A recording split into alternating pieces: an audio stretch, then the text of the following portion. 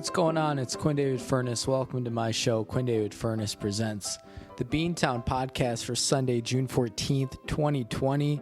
What's going on? How are you? What's happening? What's good? What's the news? Like Huey Lewis in the news. What a guy. Did Huey Lewis retire from performing? I tell you what, man. If you ever want just like a shot of late 80s, early 90s injected directly into your veins, go on to youtube.com. That's YouTube. youtube.com and find Huey Lewis doing Hip to Be Square live when Dwight Clark and the San Francisco 49ers come out at the end to sing the closing refrain. And then Dwight Clark starts singing, and he's got a killer voice. Like, this guy could have been forget the catch. He should have been lead singer for Aerosmith or something. I tell you what, man. That's a great video. They're all wearing the sunglasses, kind of got like a Blues Brothers vibe. Man, that's good. That's good stuff. Go check it out. Pause this podcast and go listen to Huey Lewis and Dwight Clark sing Hip to Be Square. I don't know the year, probably like 1991 or something, but it's good stuff. It is very good stuff. This is my show, and we're coming to you live from the north side of Chicago, where it is beautiful and breezy. It's about 65 degrees out. It's kind of been that way the past couple of days, and I tell you what, I'm not complaining, man. I love it because you can kind of you can keep your windows open. You get nice cross breezes going on. You can go walk outside. Pretty much wear shorts and a t-shirt as long as you're moving. You feel good. If you want to go hang out by the lake, you throw on a sweater or something and lie out on your blanket. It feels delish. I did that for a little bit on Thursday night, and it was awesome. You got to take advantage, and that's the thing about Chicago. Everyone's talking about, hey, lakefront's closed. Lori's really stifling our summers, but hey, you come up here to the north side of Chicago, Loyola Beach, anything from Pratt up to about Tui there, that half-mile stretch there is just a gold mine. The lake is completely open. It's not even just like, oh, the green space is open. The beach is physically open. People just... we were out there last weekend or the weekend before. I think it was last weekend, and it was a pretty hot day, and people were just out there swimming, which looks pretty cold, frankly. Because if you've never been in Lake Michigan, here's the thing that they don't tell you: it doesn't really get warm enough to go in until about late August, and it's warm enough for about 2 weeks before you get some sort of polar vortex that rolls in over the Great Lakes region. I love the term Great Lakes region. I don't know. What are your hits and misses in the Great Lakes region? Because I'm thinking, so in terms of states, we're talking Minnesota, Wisconsin, Illinois, Indiana, Michigan, Pennsylvania, Ohio, and New York, right? Great Lakes region. Basically from like Minneapolis over to Buffalo. Pretty much what we're dealing with here. This is interesting. I got a lot of cities here I like, a lot of ones I don't really like. I mean, I'm a big Chicago fan and a huge Twin Cities fan. And I like Milwaukee quite a bit. But then you got like Cleveland, gross. Gary, gross. Detroit, I actually like. But Detroit in and of itself has some hits and misses. And then I've never been to Buffalo, so I can't really say too much about it. But I don't, Lake Ontario in general, I'm kind of, it's like the little brother that's always trying to tag along and play with you. Kind of like me. I guess if I was a Great Lake, I'd be Lake Ontario. Although I kind of feel like I'd be Lake Superior too, because I'm just big, a big guy. I don't know. Here's a question for you: is St. Louis part of the Great Lakes region? Because I think you'll talk to a lot of people who'll be like, yeah, St. Louis, Great Lakes region, you know, you got the beer brewing going, you got the great water, all that stuff. But then you look at it on a map and it's like, it's not really Great Lakes region. Plus St. Louis kind of blows. I don't know if we've ever talked about this on the show. I don't think I've ever done a podcast from St. Louis before. But St. Louis is not one of my favorite places. I think it's woefully overrated by the people who talk about all the great things there are to do. What St. Louis feels like when people are talking about how great it is, it's like the people who think St. Louis is great are the people who've literally never been to any other city in their lifetimes. Because you go to St. Louis, and then even just like in its own little geo system, you go over to Kansas City or you go down to Memphis.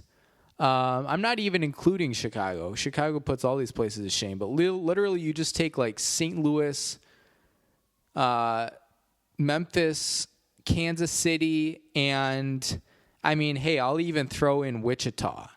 You take those places, and it's like, hey, St. Louis kind of blows. It blows a lot. Yeah, I mean, it's just like, they got nothing going for them. Bad. I was about to swear. I should mention listener discretion is advised when you're listening to this show. Number one, we'll occasionally swear, especially in our talks about St. Louis. I mean, let's get real here. And number two, the podcast is objectively terrible. And if you couldn't tell already, we're 7 minutes in, and I came in with no agenda today. But while I'm on a roll, let me say this. St. Louis, you got shitty beer, right? We're talking Busch Light, basically. And then you got Cardinals fans who are they're just a little bit too full of themselves. Like, tone it down a little bit. At least with, like another fan base I really don't like, Milwaukee Brewers fans, but I just don't like them because they're behind the cheddar curtain and they're kind of, they've stuck with their man Ryan Braun, exposed cheater. But beyond that, they're good people and they're not overly airy and cocky. They just want their team to do well. You go down to Busch Stadium and Cardinals fans there is this air of smugness that surrounds that entire city in a cloud of darkness. And I am very glad that the Rams got out of there, 5 years ago when they did. And hopefully Jeff Fisher moved away too, because those fans don't deserve a football team. Maybe we could give them like a single A baseball team equivalent of like Frisbee golf, and let them rent out the Edward Jones Dome and put something in there. But in St. Louis, I mean, you got Wash U, which is kind of nice, but you got the whole trolley system that just runs on like the one street, and it's embarrassing. I mean, you ever go down, I don't even remember the name of the street that it's on, out in like the western part of the city out there by, Wash U and what, Clayton, is that the name of the next city over? I don't remember. But you just got this trolley and it just runs in a straight line on the street, but it moves so slowly that if you're running like 9.5 minute miles, you're outpacing that trolley. Or if you have literally anything with wheels, Heelys included, you're outpacing that trolley. It's like the bachelorette parties in Nashville and Scottsdale. You get the trolley, the drinking trolleys. Sometimes you get those fun ones where they like let the people pedal and it doesn't do shit, but it's fun to have anyways. It's like one of those drinking trolleys, but no alcohol allowed. It's basically how this trolley works in St. Louis. And then you just got buses. Then you got some serious racial segregation issues But because it's Missouri, they're not really that interested in addressing the issues. What a waste of a great American river, the Mississippi River. Not to mention, here's a question for you. The Mississippi River is flowed into, I'm using my passive voice here, by the Missouri River. Like 20 miles north of St. Louis? Why couldn't they have founded the city at the confluence? Didn't think I knew that word, did you? Confluence, Confluence, of the Missouri and Mississippi rivers. Because where that confluence actually is, there's just like nothing going on there. You would think that would be like the greatest place of all time to find a city. The city that got that one right? Pittsburgh. Because out there in Pittsburgh, you got the Allegheny and the Monongahela rivers confluencing together, commingling to form the Ohio River, which in turn flows into the Mississippi River, 40, 50 miles south of St. Louis, something like that. St. Louis couldn't get founded at the confluence of the Missouri and the Mississippis, and it couldn't get founded at the confluence of the Mississippi and Ohio. It just had to do its own thing. Okay? And no one thinks St. Louis is that special, so I don't know. They're full of themselves. Also, who was St. Louis? I mean, I can think of a lot of famous saints. You got Peter, although I guess St. Petersburg in Russia maybe kind of already had that one claimed. But I think it was like Leningrad back then, right? Or Stalingrad or Kaliningrad. It has to be one of those three, right? Volgograd, I think that's still its own. I think it's still named that. Sochi. Side note, I'm not even mad that the Olympics got pushed back this year because it just takes the sting out of it a little bit. The fact that China is hosting 3 straight Olympics from right under our noses and no one seems to care. What's awful is Trump talked about how badly China is beating us, and he's 100% right back on the campaign trail. And then he gets in office and does zero about it. What a waste of a human life form. China was supposed. So you got China Junior, which is Tokyo, hosting the 2020 Summer Olympics, which I assume is just rescheduled for 2021. I don't know. And then you got China, Beijing, hosting the Winter Olympics in 2022, which here's... China's got to make up its mind, okay? Because Beijing hosted the 2008 Summer Olympics, and we're turning around 14 years later. You're telling me there are probably over at least 743,000 eligible Olympic cities across the globe, not even counting Vatican City, because I don't know where they would put, the ice rink. But out of the 743,000 eligible Olympic cities, you're telling me Beijing gets 2 Olympics in 14 years? I mean, come on. And then 20, well, how did this work? Oh, I forgot. In 2018, the Olympics were hosted in Pyongyang, South Korea, which is basically just China. What was it? Pyeongchang, right? Not Pyongyang, that's North Korea. Pyeongchang. Get an original name, guys. Am I right? So between Pyeongchang in 2018, Tokyo in China Junior in 2020 or 2021, and then Beijing, Forbidden Palace, 3 straight Olympics for China. And I'm not going to go so far as to say that St. Louis should be hosting the Olympics over China because that's a bridge too far.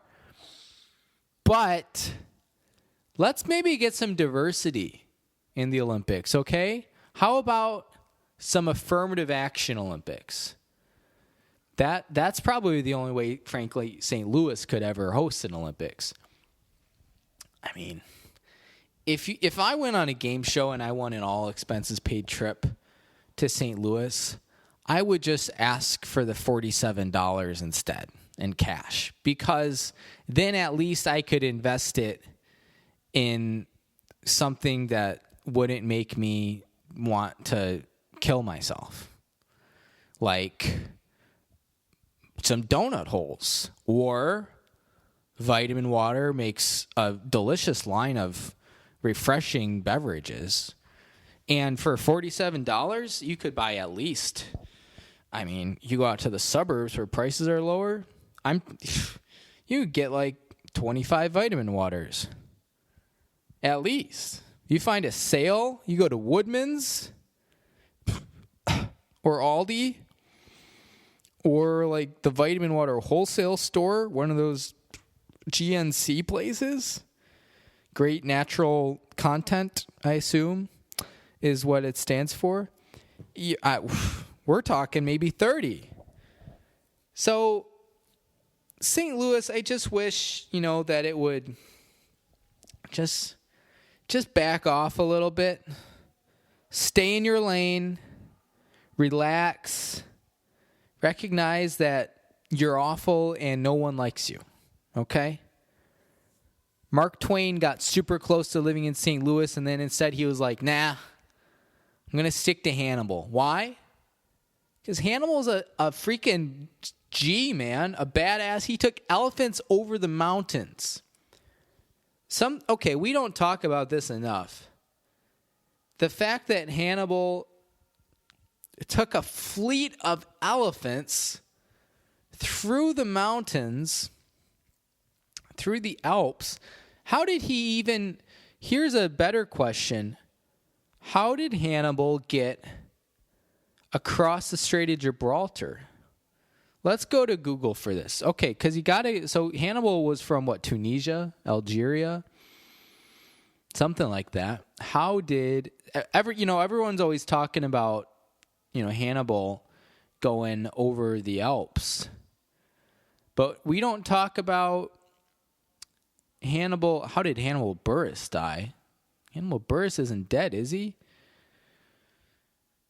Yikes. Scared the crap out of me. How did Hannibal get across the Strait Strait,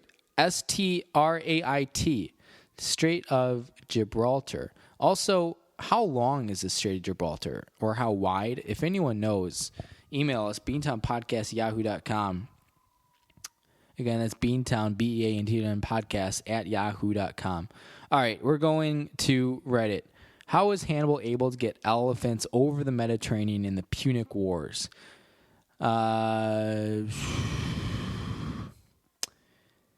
Hannibal's war elephants had already been in Spain for a considerable amount of time when he marched for Italy. Okay, but how did they get... I don't care if they were there for a considerable amount of time. How did they get from wherever Punic was to Spain? It's not described how exactly they got the elephants over to Spain, but earlier military leaders had faced similar obstacles and overcame them. Okay, well, what's your best guess? Elephants, I don't think, can swim like that in the ocean. Also, how would you even keep them organized? Let's go to another Reddit discussion. The Greek Syracusia, quite possibly the largest transport ship of the era, could carry 1,600 to 1,800 tons. Fuck. That's a lot of tons. That's 2 times 1,700 is, let's see, 3,400, and then you add 3 more zeros. That's like 3.5 million pounds. That's crazy. A bender could carry 20 to 30 tons. An elephant weighs in at 5. Wow. That's a lot of tons. Interesting. Very interesting. Or maybe he just had highly amphibious elephants that could both swim across oceanic straits and hike over the mountains. I'm just envisioning at this point like the Matterhorn and an elephant, nay, a covert squadron of highly trained assassin elephants, like skiing down the Matterhorn into Italy, wearing ski goggles and, I don't know, just doing all sorts of badass tricks. You know, it's like the A-Team, but with elephants. And one of them is, you know, like Arnold Schwarzenegger. And one is like Jason Statham. And then there'd be one that's just there for comedic effect. I'm thinking like either Kumail Nanjiani. Again, it's an elephant, but, you know, like a Kumail Nanjiani type, or maybe a Jonah Hill type elephant. Maybe he's naturally on the large side, and that plays into the comedic factor. Again, these are elephants, but just think about it. Basically, what I'm getting at here is St. Louis just, I know,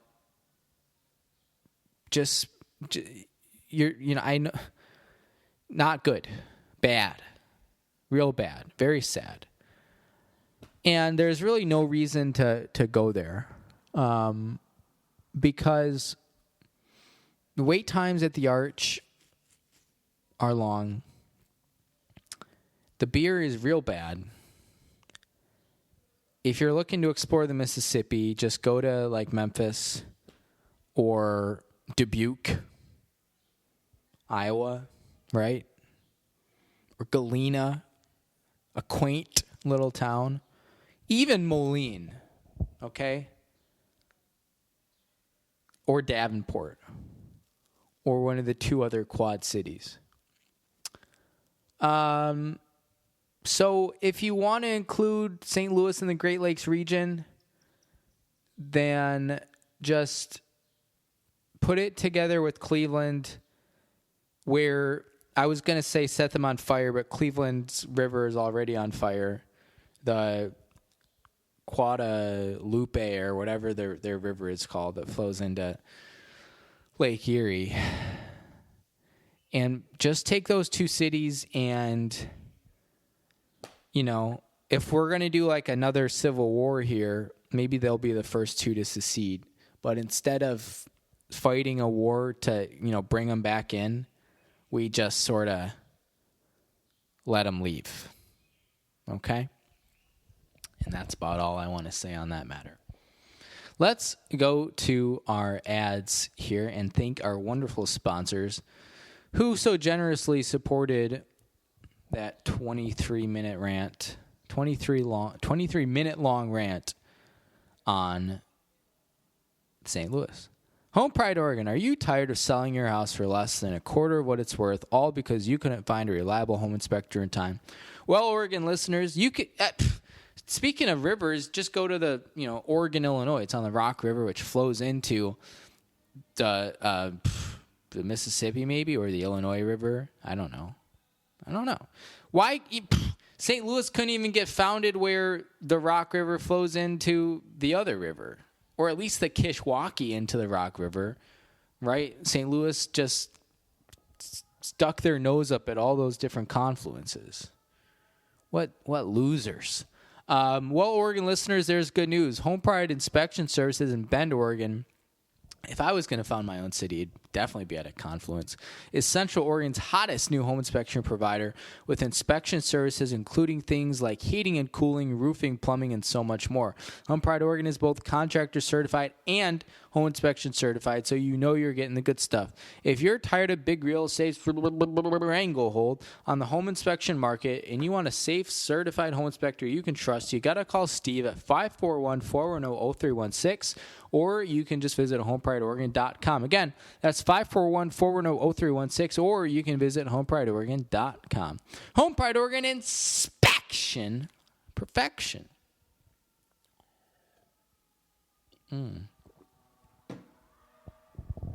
Kind of had a hankering for a soda today. I haven't had a soda this year, and I did not get one. Maybe later. I tell you what, here's my situation. So it's currently 4:55 p.m. Sunday, June 14th, and there's a NASCAR race today down at Homestead outside of Miami. Race was supposed to start at 2:30 p.m. Central Time, which Miami is in the Eastern Time Zone, but literally you go up to, Tallahassee, and it's in Central Time Zone, which is just crazy, man.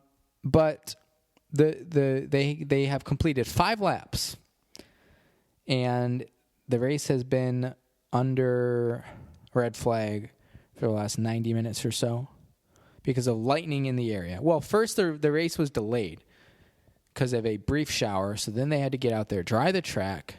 Then they ran 5 laps, then lightning, and they've been under red flag ever since.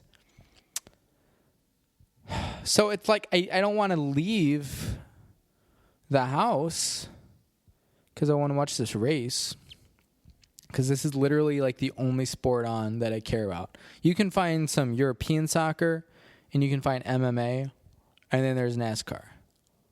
And frankly, only one of those options is even halfway appealing. Oh, you want to hear something real sad? Just wait. We'll finish our ads, and I'll tell you something real sad. Happened to me today. Shout out to the Samson Q2U series. It can handle rants. It can handle raves. It can handle sad stories, which I'm about to share with you. But just remember, when God speaks, he uses a Samson. Cuts by Q, and we are back open and operating as of June 3rd, and still haven't made a sale, but we're open, and you'll know for sure from this ad read. Bob and weave, we all know the hairstyle, and we all love it, but how many Chicago-based independent barbers can actually give it to you the way you deserve? Enter Cuts by Q. It's like Enter Sandman, but different. Cuts by Q has been independently owned and operated since 1995 and is probably one of the better barbershop operations serving Chicago, Cook County, Northwest Indiana, and the greater Chicagoland area. For beehives to bangs, faux hawks to flat tops, and everything in between, you got to call Cuts by Q at 815-298-7200, or you can email cutsbyq@yahoo.com. Again, that's Cuts, Q-U-T-Z, by Q at yahoo.com. Okay, turn it on up and sing it with us wherever you are, loud and clear. Belt it from the mountaintops. And if you're ever at the top of the Matterhorn and you see some elephants, say hi to the Jonah Hill looking one, okay? Because he's probably going to be goofy. Oh, when you see, how does this song go? Oh, when you need a fresh do, something snappy and new, just call the experts at Cuts by Q. All these NASCAR races, every individual race has a titular sponsor, T-A-T-U-L-A-R. And this week, it's something to do with, oh man, I don't even remember what this, if I go to NASCAR.com, I bet they'll show me. What is this week? The Dixie Vodka 400. I wish I was in Dixie. Hurrah, hurrah. Bum bum ba da bum bum ba dum bum ba da dum bum ba da dum bum bum bum bum bum ba da dum bum ba da bum bum bum bum bum bum ba da dum bum. You know what? The great thing about having musical talent, I'm not referring to my voice, but sometimes you're like, hey, how about we get a song? And sometimes you sing it, and in the first 2.5 years at Beantown, we would just have to let it go there. But we're gonna kick it up a notch. I don't know if you're gonna be able to hear this very well, but this is for the Dixie Vodka 400. And my point was going to be that maybe we could get Beantown Podcast could be the titular sponsor for one of these races. How much do you think that costs? Like, if I, instead of taking the all expenses paid trip to St. Louis and took my $47 instead, do you think that would pay for, could we have the BeantownPodcast.com Chicagoland Speedway 400 next year? I don't know. We'll get on it. Let's play a song.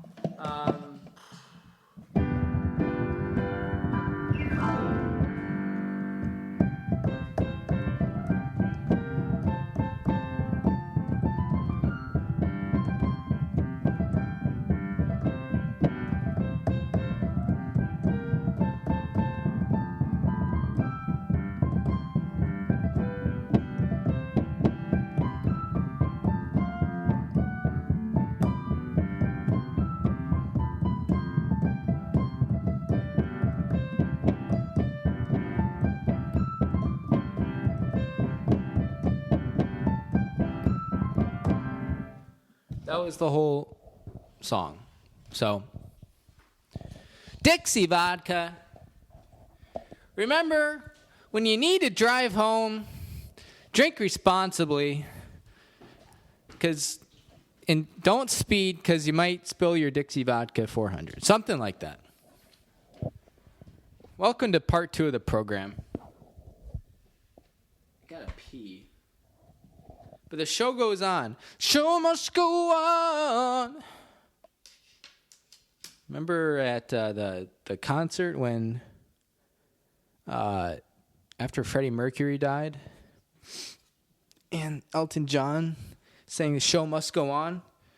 Hey, if you haven't seen it, after you finish watching Huey Lewis and Dwight Clark sing Hip to Be Square, you ought to watch Elton John sing "Show Must Go On" with Queen. What a day. Okay, sad story. I was out on my walk earlier, my Sunday stroll, because I'll do anything for alliteration. And I'm coming home, and I think to myself, you know what? I've been real good diet-wise. I'm down 62, 63 pounds. And I don't really ever treat myself from a drink perspective. I do plenty of cheating and splurging on Sundays with I was going to say foods, and then I was going to say solid, so I decided to go with Suds. With the solid food that I eat. But I said, you know what? Let's get a iced coffee, which that's not my vibe. I'm not an iced coffee person. But I had been out on a walk and the sun was shining and it was heating up a little bit.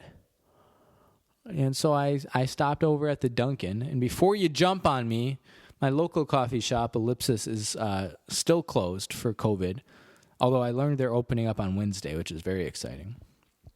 So I go to the Dunkin' and I get an iced coffee, and I'm real excited. Bring it back. Even posted a picture of myself on Facebook.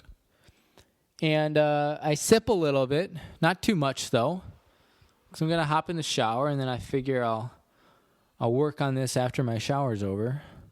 So I set it on the kitchen, or on the bathroom sink, the ledge.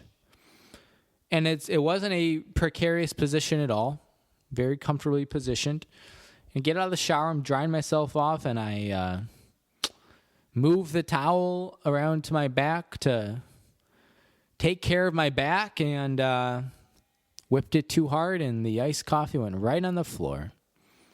and I like watched it happen in slow motion, and I feel like it wobbled enough to where I totally had the opportunity to save it, but my body just froze, and it just happened. I probably got about 4 sips of my iced coffee, and then the rest of it is on the floor. So, first iced coffee of the summer. Tasty. So there was your sad story. So that's why I'm kind of feeling like, soda is something I almost never have. We're talking like could count on my hand the number of times I physically have a soda in a year. And I don't usually have like a hankering for it. It's not, I get hankerings for different things all the time, but soda is not usually one where I'm like, soda. But I'm thinking after I finish this, especially with this NASCAR still under red flag, we're going to finish this episode soon so I can hop on Twitter and try to get a sense of what's going on here. I just got the classic feeling that we're going to sit under, a red flag rain delay for another hour. Not even rain, it's lightning. And then they're going to push it to tomorrow night or tomorrow afternoon. Like, that's just a classic NASCAR thing to do. I got to hop on Twitter, see what they're saying about it. But I might go up to the 7-Eleven and grab a little something. Nothing crazy. Just a hit, It's a Sunday. My iced coffee experiment failed miserably. Just something to consider, okay? That's pretty much all I had for you. I was supposed to go to the Fratelli's concert last night at Metro, but obviously no concerts going on right now. They're rescheduled for January, I think. And then I'm still trying to get updates on both Green Day and Gaga, because that's a month away. Green Day is supposed to be August 13th, or 2 months away. Green Day is supposed to be August 13th. Gaga's 14th at Wrigley, I believe, are the dates. Obviously, those aren't happening. Just trying to get a sense of, are we rescheduling? Are we just going for refunds?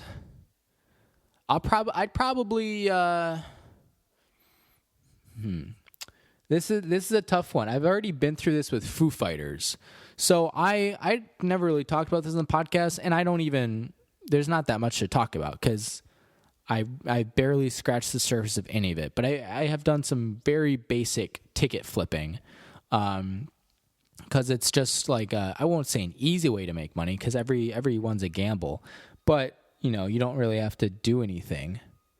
You can just literally be online, find tickets at a low price, resell them at a higher price, profit. That's the whole thing. So my first stab was Foo Fighters tickets. They were supposed to play in Easter in Phoenix.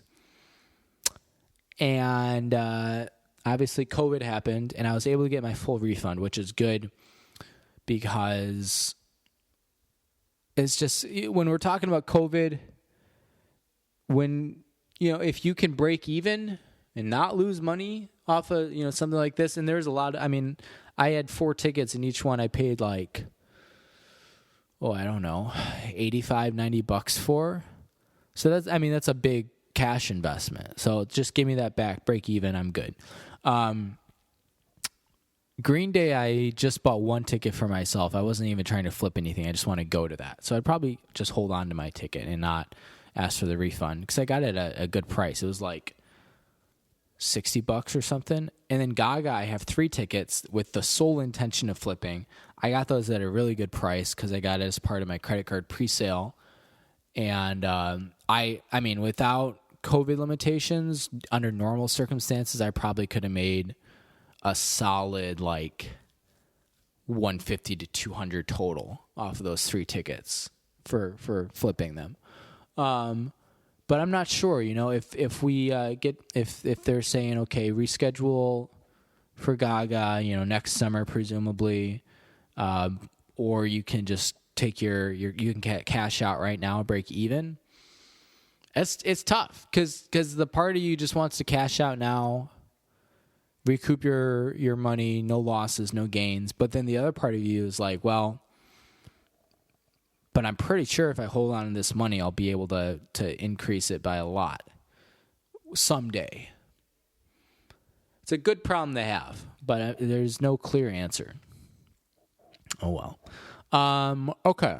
Let's see. That's all I got for you. That was... We kind of started off by talking about something, and it turned into St. Louis, and I think we brought up China at some point, and I think I played a very racist song in the piano too. So just another day in the life of the Beantown podcast. Thanks for everyone who's listened, and got a lot of good listener feedback and engagement on our show last week where we power ranked 8 American Girl dolls. I think we will definitely do some of that in the future. Not with the American Girl dolls, but something different. I already got some plans in the works. Next week is Father's Day, which is a very exciting time for the Beantown podcast. And you're probably thinking, wow, Quinn writes a Father's Day song every year for the show. Dates been circled on the calendar for weeks, months, years. So he's probably, got some great big grand ideas already going for his song, and he's probably already done some demo versions. Nope, I haven't thought about it 1 minute of my life. So we got, start the timer now. We got 7 days to write and record a banging tune for our 3rd ever Father's Day song. That'll be next week. I don't know what it's going to be like, but we got a piano at our disposal now, so that could be fun. But, yeah. Okay. That's our show. Thanks for tuning in. Remember, you can listen to us across, Beantown networks. We're streaming live across the country, across the globe, SoundCloud, YouTube. We're going to put this one on YouTube. Quick sidebar. I have the camera. We actually recorded video footage for last week. My Mac, just out of the blue, very conveniently, has stopped being able to read my SD card. I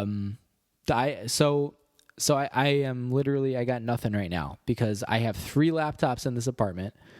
I'm looking at all 3 of them right now. Only one of them has an SD card reader, and that one doesn't work. So great.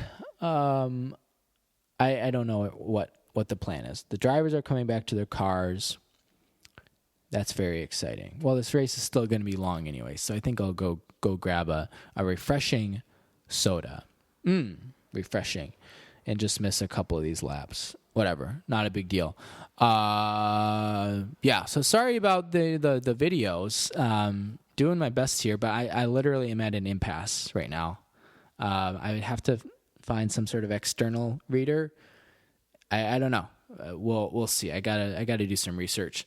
But that's what I got for you. So let's cue up the Tishminga Blues, and thanks for listening. Shoot us an email. BeantownPodcast@yahoo.com. Again, it's BeantownPodcast@yahoo.com. We'd love to hear from you. And hope everyone's staying safe, staying sane, enjoying this nice weather you're getting, hopefully, wherever you are at. And you know what? Another week, another dollar. Next week is Father's Day. Going to have a fun song coming out for you. That's what we got. Here comes the music. Everyone, stay safe, stay sane, and we will check in on you next time. Bye.